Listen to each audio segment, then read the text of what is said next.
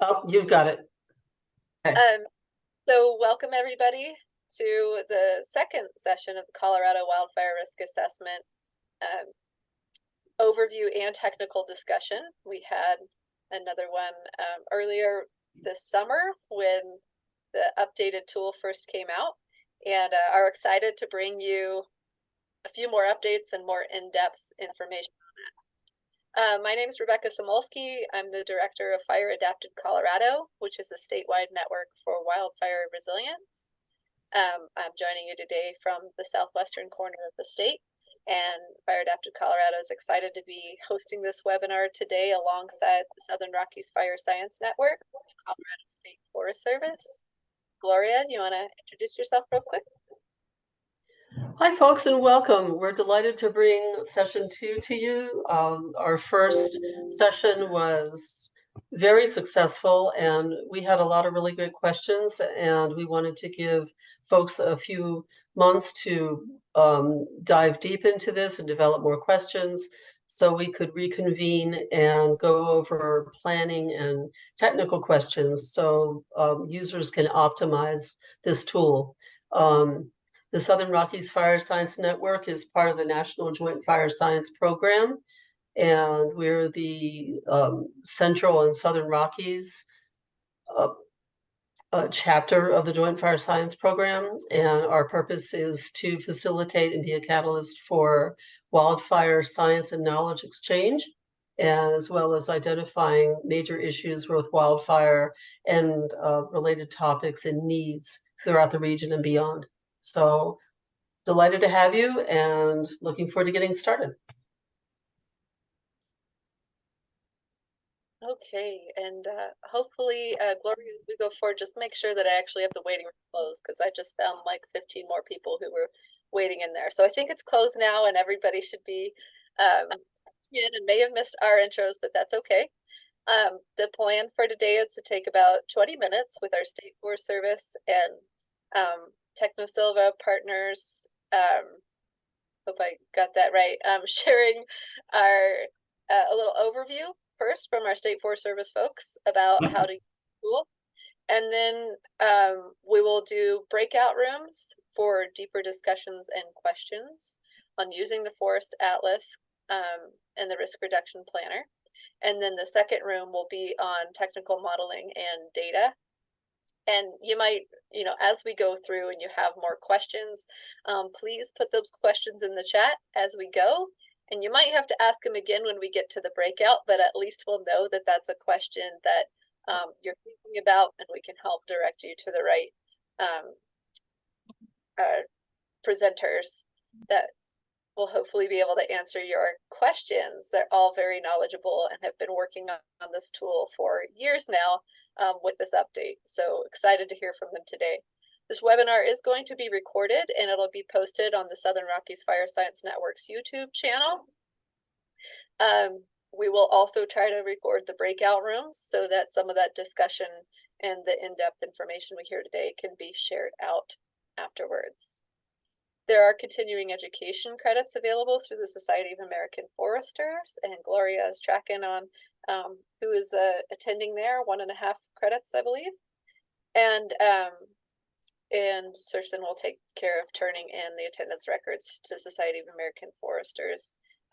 So if you're applying for those, you probably know how to do that better than me. Don't register for the second in the series. You're already here, so thank you for being here today. And I'm gonna kick it over to Nick and Chad with Colorado State Forest Service to give us an overview of the tool before we go into some breakouts. Thank you, Rebecca. And yeah, thanks everybody for joining. We're really excited to continue our rollout of the 2022 Colorado Wildfire Risk Assessment with this second session that's really aimed at answering more direct questions from folks about using the data, using the applications, now that hopefully most of you had a chance to access everything. So again, my name is Nick Kotlinski. I'm the Geospatial Data and Analysis Program Manager with the Colorado State Forest Service.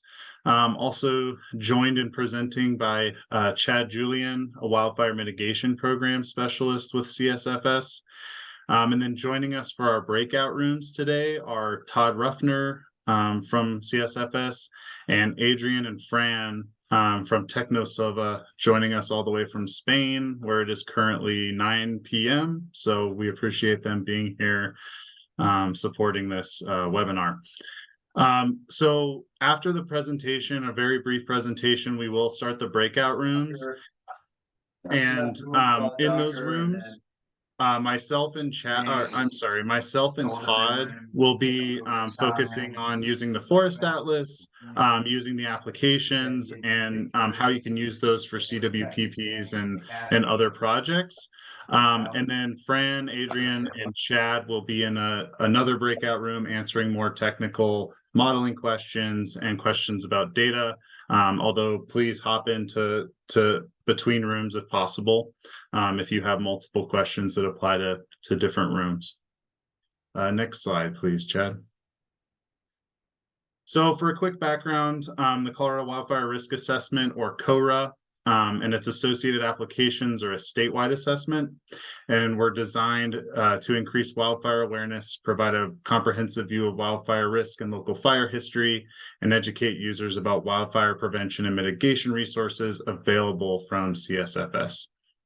I want to reiterate this that I mentioned in the last session, but COWRA has historically been updated on a 5-year cycle, and we're now hoping to move forward with a shorter 3-year update cycle. So the next one would occur in 2025, 2026.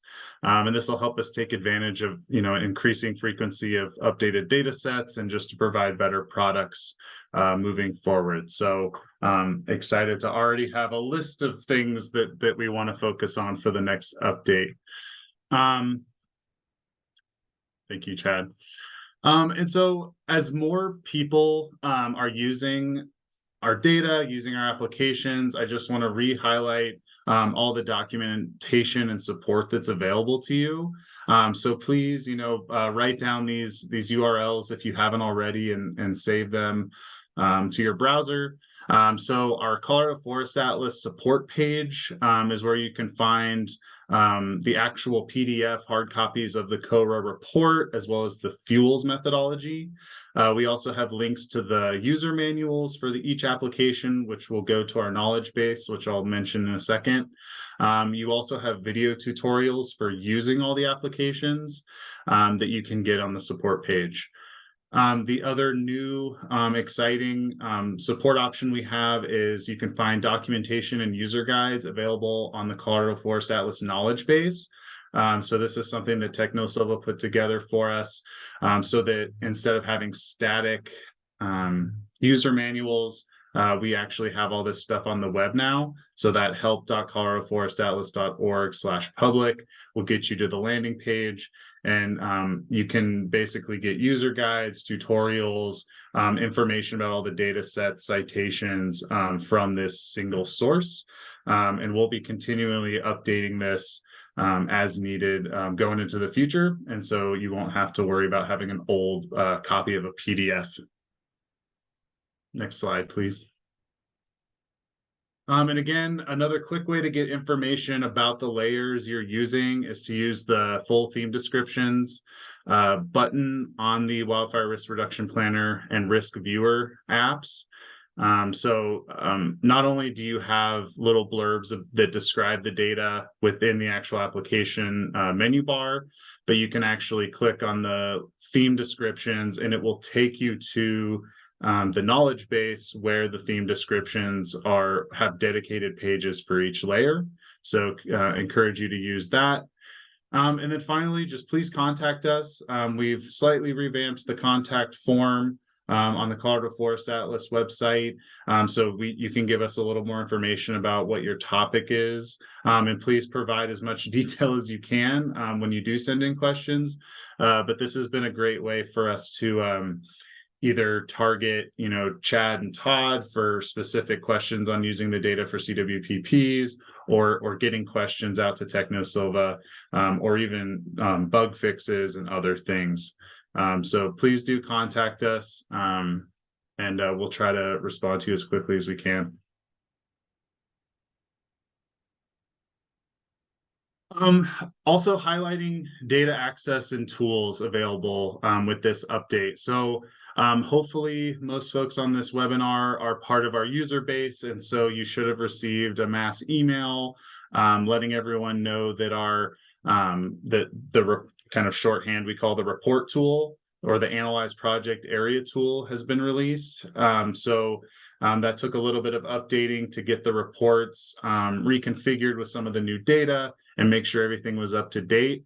And it wasn't active for some time after that original session, but it is now available for you to export the CO-WRA data layers, clip to your area of interest, and then also get a report with maps and graphs and statistics about your area of interest. And so you can utilize shapefiles, KMLs, you could draw shapes, you can use county boundaries and things like that. And just so some folks, so folks know, this will be actually updated another time. So right now it's pretty close to what the previous report tool spit out. We will be adding some of the newer layers to this report. Technosylva is just working on updating language, getting new images and things like that. And so there will be further updates in the near future. But please use the tool now and let us know if you have any issues. Next slide. Some things that are in progress but haven't been finalized since last time we talked. The county summary reports, which are available from the Risk Viewer application. So that's the free app, or the application that doesn't require a login to view. That's kind of the main reporting function in that tool or in that application. Those are ready, and Technosylva is putting that button or that tool back into that app. And it should be available in the near future, so you can download these nice looking new reports for your county. And that highlights WUI data. The Colorado Forest Atlas File Manager, this is still in development. We're working out a few of the bugs, but this application will be a free app in the Forest Atlas, and it's going to contain the Colorado-wide CO-WRA data that you can then access just by having an account. When you log in, you'll sign a digital data sharing agreement when you log in.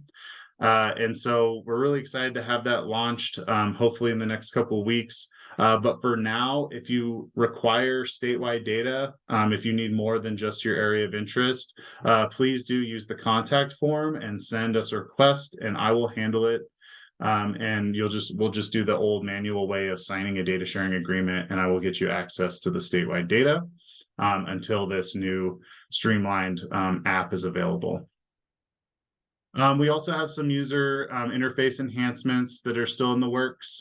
So the map export's being redesigned to fix some the legend being on a different page. So all those are still in the works and will be released soon. And so I'll try to yard all these things up and throw this out to the community, the user community, once these are done. The last thing I'll mention is that we do want to put all these layers on ArcGIS Online so folks can add them to their web maps. Trade in your normal attire for flannel and try your hand at egg toss, axe throw. Find out more about the event at manofthecliff.com. Mountain Family Health Centers. Thanks. So we will be adding those to ArcGIS Online. They're not all layers are available yet. We're working slowly on that, but we do have a few up, like the building damage potential layer and the WUI and WUI risk layers actually are on our Colorado State Forest Service AGO account. But again, once we do have those all in a dedicated spot, you'll be able to at least stream those in your web mapping applications. Next slide. Before I pass it off to Chad, I did want to just again highlight some of the major changes that have been introduced with this latest update. And I think Chad will probably go into more detail on these things for his slide. But the overall goal of the update was to provide a better resolution product. And that includes a focus on building level metrics while still providing the statewide assessment. So to reach that goal, we've developed products at a 20-meter resolution. So enhancement from the previous assessment. We've also created a suite of building level metrics that have been aggregated from individual buildings to the neighborhood level to better inform local planning than was available in the previous assessment. We've also provided a lot of updates to our wildfire risk and behavior products by improving the fuels and input data sets. And so we worked hard with Technosylva and a lot of partners to develop a fuel layer that includes custom fuels that Technosylva developed and refining a few of the other fuels with our team of experts. And so the fuels layers were developed using statewide LiDAR were available, building footprints, machine learning modeling to fill in those gaps where the LiDAR wasn't available. And so overall, a more refined product across the state. So yeah, I'm going to hand it off to Chad now and looking forward to doing the breakout rooms.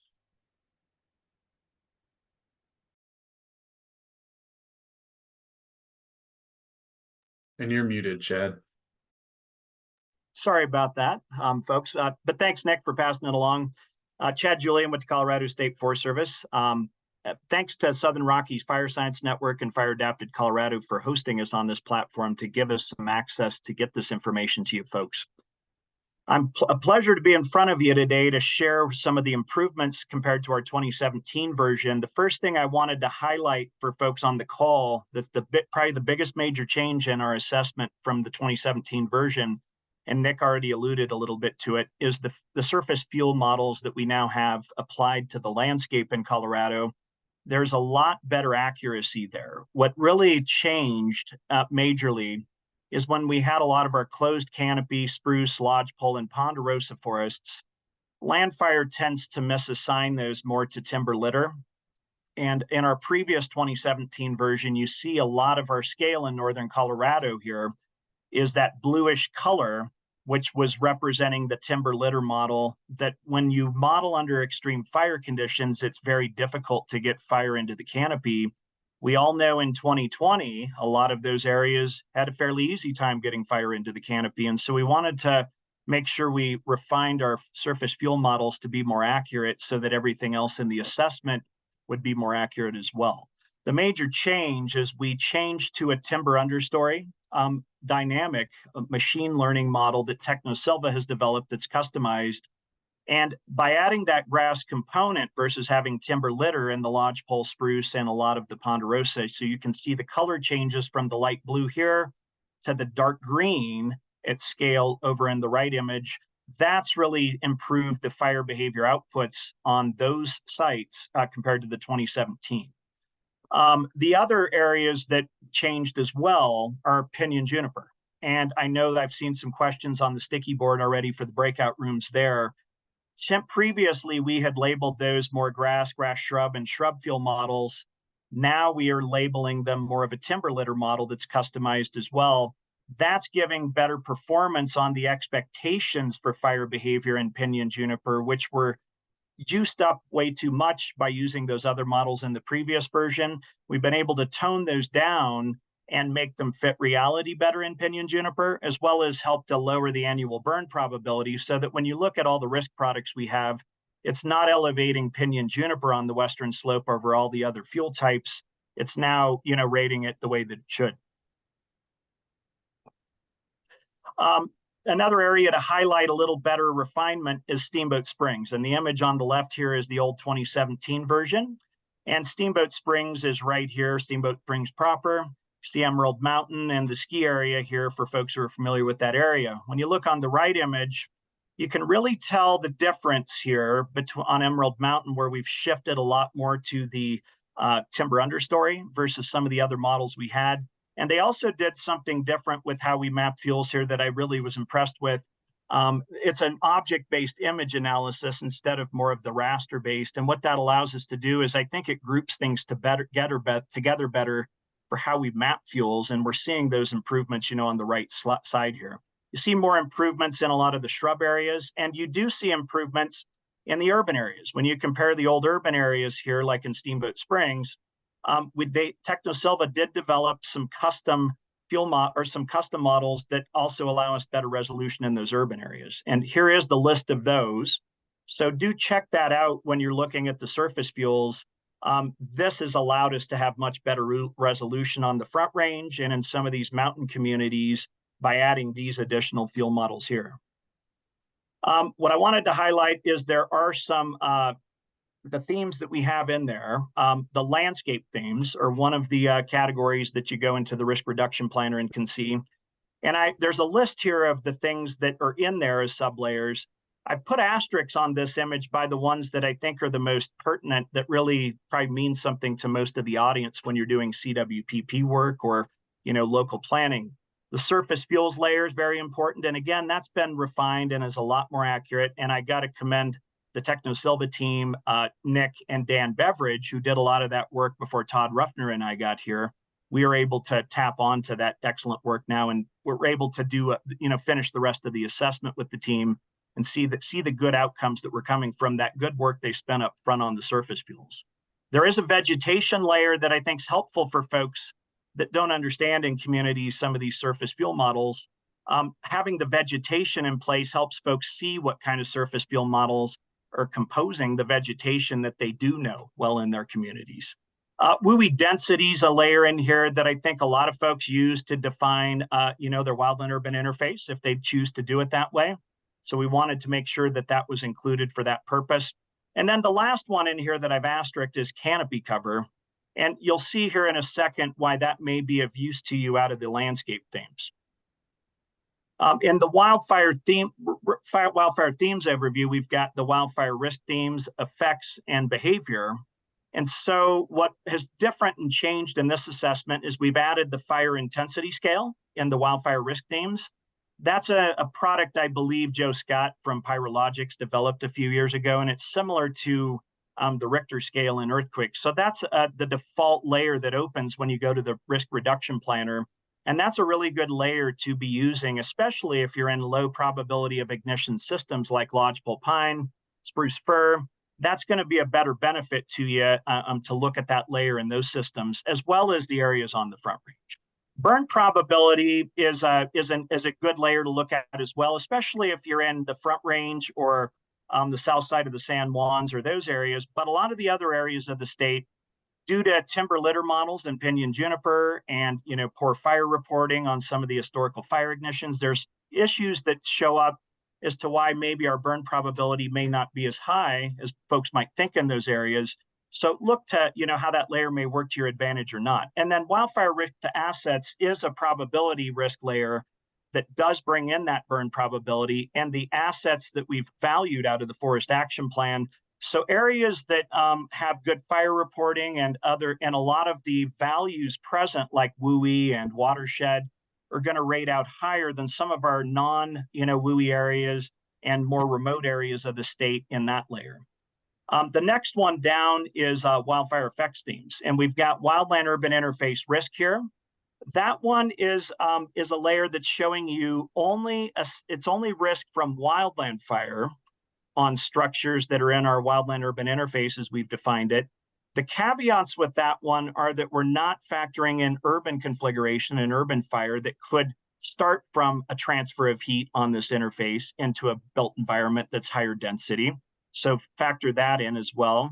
And we're not factoring in branding over long distances coming into communities with that wildland-urban interface risk. It's more of a connection with conduction and direct flame length and a little bit of radiance. So it shows you, it's a snapshot of your highest risk homes from wildland fire on the interface. And again, if some of those homes were to catch 2 or more of them, and you have an urban fire, we're not counting those at risk. Those would be at risk from a different kind of fire, urban fire, and we did not do that kind of analysis in this risk assessment. Values at risk is a layer that the high country and lodgepole pine folks, spruce fir, non-WUI areas around the state on the western slope may find valuable instead of using the wildfire risk to assets, which has the probability. This one, I see a lot of usefulness in a lot of those non-WUI western slope areas, so do check that out.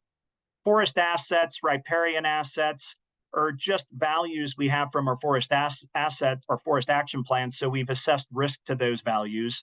The watershed protection risk, as I've checked it out, is really, I think, robust. And Amanda Fordham on the team was able to get a layer from Colorado to Public Health Environment that is, I feel, really representative because it's got all water uses in it. And when we look around the state, it's really improved. So use that to your advantage around the state for sure. Terrain difficulty index is something that we've put in there if you guys have interest in it. One application I've used it for is when I see areas that are inaccessible due to the terrain difficulty index we've got on this layer, it may help you to identify strategies you may have to deploy to treat those areas if they are high risk and there's valued assets adjacent to them. And I mean, in that instance, it could be helicopter removal. And this index may help you to justify why you're choosing a different tactic than a community may be familiar with. The last piece in here are wildfire behavior themes. We've got our standard rate of spread, our standard spotting. We've also included a spotting layer that's for 50-mile-an-hour average wind speeds around the state because our other spotting layer in here is for our 97th percentile conditions statewide. And I think the average wind speed for that's about 25 when you make that go over a big geographic area. Here we've added the 50-mile-an-hour wind speed to show you and have the ability to show a community what potential spotting distances are under more extreme wind conditions that we see, like Marshall Fire or others, so that you have that as a conversation starter with the community. The spotting distances tend to double between the two layers, so factor that in as you use those two in your planning. We've got fire type. We also have intensity, which I have found fairly useful, to see effects of mitigation where they're present, and are we changing that at all? Flame length, and then characteristic flame length. So the spotting to show you the difference, and this is Steamboat Springs. You can see the building footprints in black here, and then the categories off of the fuel models that we're anticipating what the spotting will be. You can see these red areas that are generating greater than 3,000 feet, but a lot of them are at 2,000 to 3,000 feet. When we go to the 50-mile-an-hour spotting layer, you see how much those change. And so for a community like Steamboat Springs, this will be a helpful tool to show potential connectivity under those kind of conditions that might happen 3 times every 10 years. But when they do happen, you have the ability to brand into town simultaneously. And we know what those kind of outcomes can look like. The last piece here that we really spent a lot of time on, and again, commend the team before I got here that developed this emphasis, was the more community characteristics. And a lot of those layers that you look at in there are all brand new compared to our previous 2017 version. We didn't have that type of analysis and tools available for folks. And so what those are, there's the building damage potential, which you're going to see a few slides here that show what that looks like. And that is the probability of damage to a building impacted inside of a burning and burned area. And you'll see how we're kind of classifying that. Defensible space, it's a way we can kind of measure the quality of defensible space that's present, so folks can start to see how that shakes out as they develop, community plans and CWPPs. And then we've added a tool to look at ingress and egress. It's based on road availability, building density, population, and we've added the ability to have social vulnerability be present or not when you look at that. And I'll show you what that looks like here in the next few slides. Here's what the building damage potential looks like for Steamboat Springs, Colorado. And you can see the building footprints in black underneath these hexagon shapes. And the hexagon shapes are key here. They're a certain size of acreage that we wanted to have a composite score of all the structures you see under it. So when you're in very rural areas on low density sites, you're going to have the individual home probably give the score in the hexagon because there probably won't be any other homes present. When you're in higher density areas like Steamboat or Boulder or those kind of communities, it's going to be a composite score of all the homes that are these black footprints you can turn on the reference layers to have see what structures are making up the average composite score in that building damage potential hexagon. The things that we factored in were fuel, slope, aspect, landform, building density, and then the conditional flame length, which is a fire output on the fire behavior modeling we're doing on those more accurate fuels. This is what the defensible space composite looks like, and this is north of Steamboat Springs, up around Steamboat Lake. So what I've noticed on the legend, and make sure you interpret this correctly, when it says very low, that means good defensible space. When it means very high, that means bad defensible space. And so when you see these colors around Steamboat Lake showing in the more reds here, that's probably telling us there's some things driving why that quality of defensible space is not very good. We're only looking at 3 metrics: canopy cover, slope, and fuel model. And what we're allowed to do, what we're able to do is drive down further. If you want to see what negative score is, which of these metrics is driving your negative score, if it's canopy cover, for instance, you can turn on slope and that you may not see color. You'll turn on canopy cover, see a lot of color. It helps you identify what's driving that negative defensible space score. And again, this would be, I think, a helpful tool to help folks when they're doing community planning. On both building damage potential and defensible space, we're doing 300-foot sampling distances instead of 100. And there's a few reasons for that. A lot of the work that's been done in California that Technosylva has been privy to and been a part of, a lot of the sampling distances on some of the things like the campfire and stuff out in Paradise were at 300-foot sampling distances. And the reason we know that we chose that is that when our canopy cover metric here, we based it off of about a 50% canopy cover threshold, that when you go out to 300 feet and you're above that, there's a lot more direct correlation with home loss than when you're under that metric, for instance. So we felt these tools would be helpful for folks to start to see the defensible space component and building damage potential as they're looking at things in their community planning. And I think that's all I have. And I think we are about at time where we need to go to the breakout room. So I will turn it over to the host for that purpose. Thank you, Chad. Thank you, Nick. That was an excellent overview. And thanks to those of you who are already putting some questions in the chat. Gloria and I are frantically trying to capture some of those and make sure that you have those available. I'm about to open some breakout rooms, and when I open these, you are going. We got.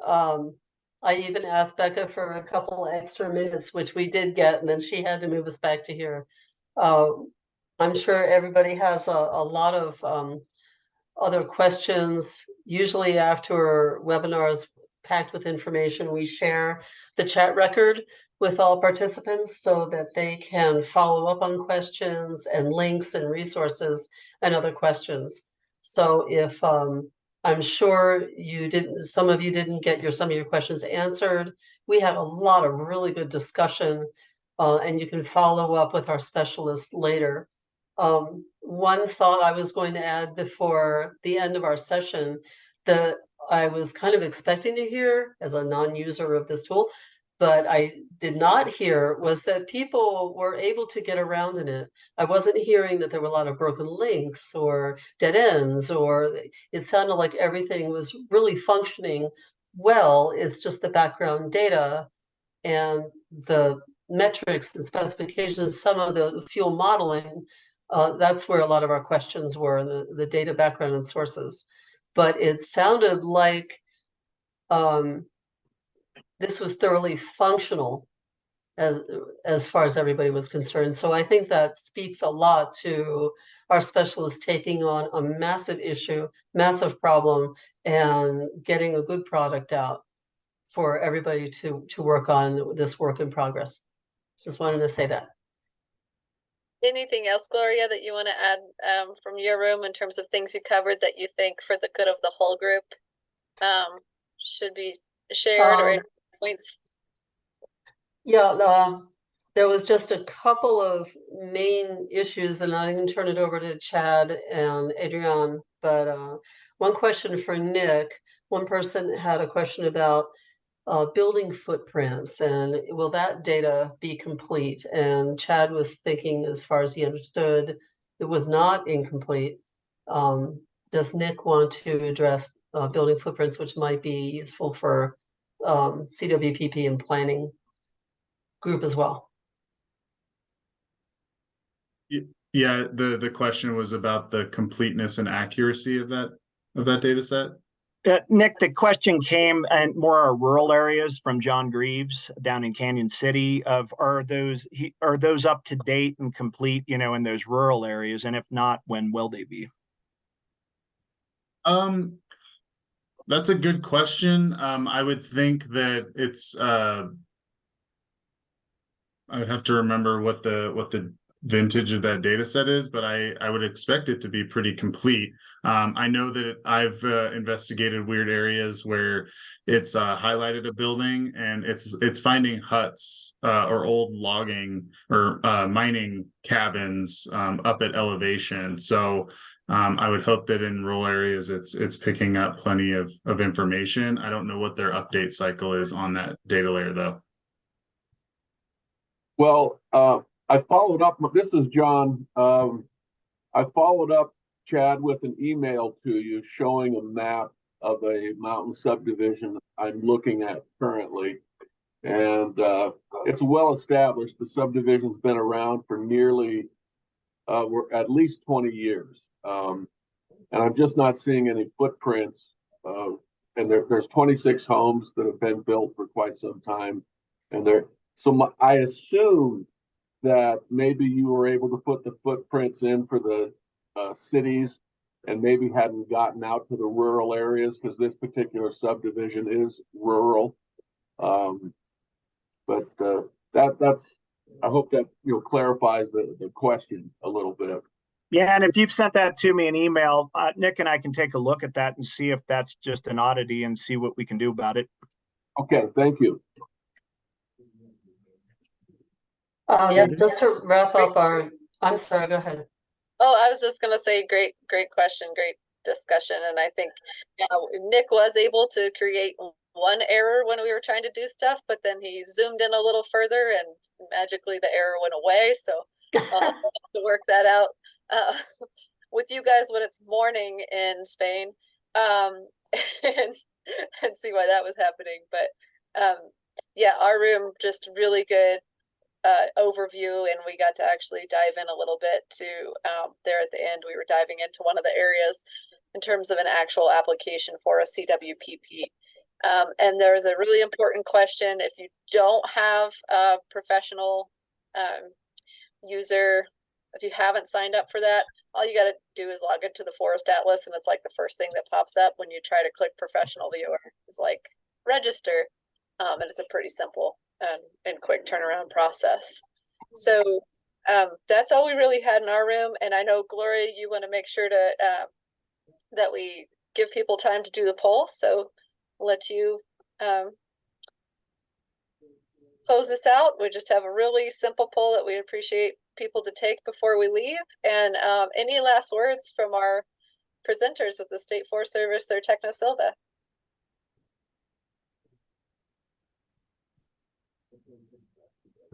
I guess all I would say is thanks for folks to taking the time to be on this call today and engage in some discussion and ask some questions to us. Yeah, appreciate everyone being here. I'll just toss in Sandra Dingeman. Sorry, Sandra. Sandra brought up a really interesting question. While not WUI, some abandoned mining districts should be considered for fire risk. Fires burning through the sites mobilize lots of nasty stuff.